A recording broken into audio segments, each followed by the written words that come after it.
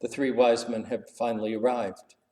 It is the festival of the Epiphany, the day when we celebrate their arrival from the east with gifts to pay tribute to the infant Jesus. Did you know that the term wise men was not used until the time of Martin Luther? In fact, it was Luther who coined the term as he translated magi into wise men when he translated the Bible into German. He was embarrassed by the association of these three strangers with the idea that they were magicians, and so hence a more politically correct term, wise men. But the truth is, they were magi.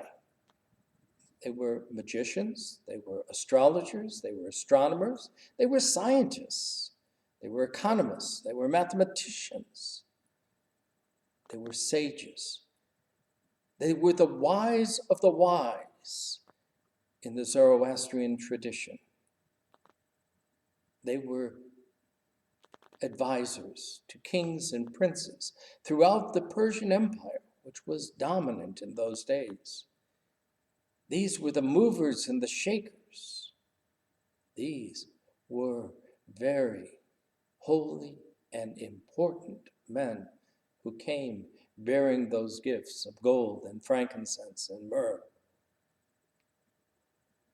Over the years, many a teacher has pushed the idea that the arrival of these three is somewhat of a precursor to Jesus' death, particularly when they talk about the spices that are brought to the tomb, which will be mentioned at the end of Matthew's Gospel, as it is here in the beginning. But as I was wandering through Exodus this Advent, I stumbled across the initial use of these spices. The frankincense and myrrh were not just used for burial along the Egyptian tradition, but for the early Jews, they were used for anointing. They were used to anoint kings and priests, and even the Holy of Holies. Their being brought to Jesus is of incredible significance. For in those gifts, they bear tribute to king and priest and prophet and God's self.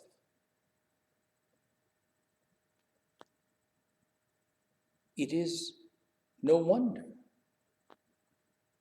that Herod is quaking in his boots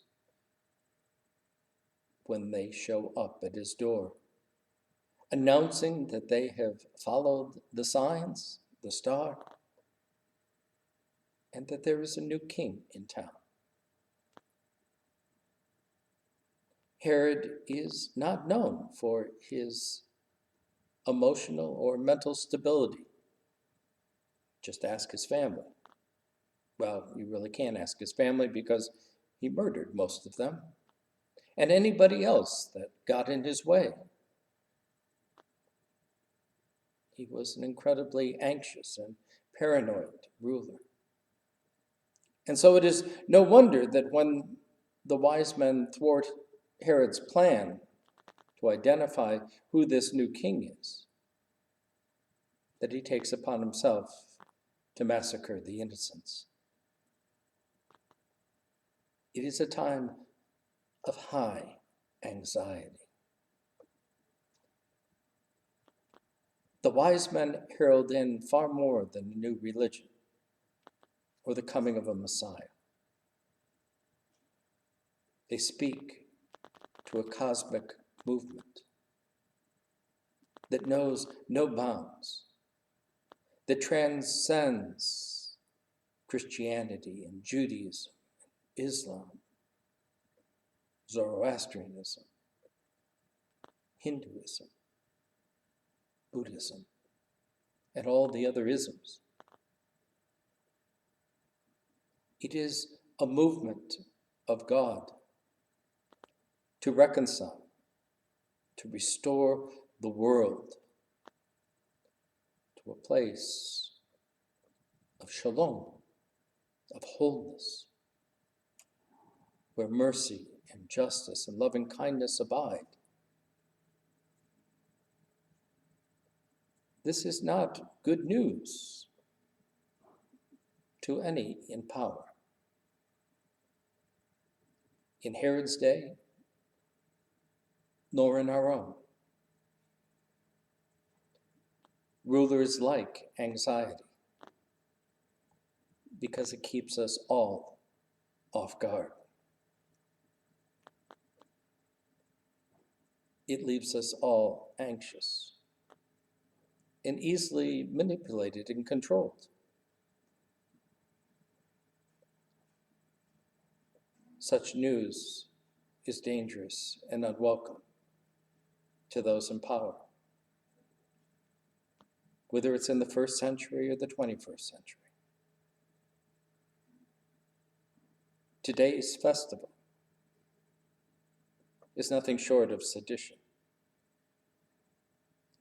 for it is the announcement that there is only one king in town,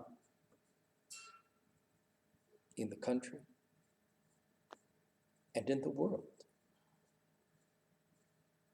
And that one is God, a God who humbled himself, taking on the form of humanity, becoming like us, that he might transform us into a new creation.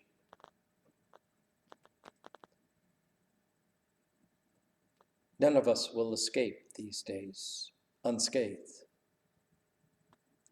We will try our best, but God will be God, and we will be transformed. We will be changed in an instant. And so we might as well get on board with the agenda and to begin to practice mercy and loving kindness and justice, to walk humbly before God and before one another.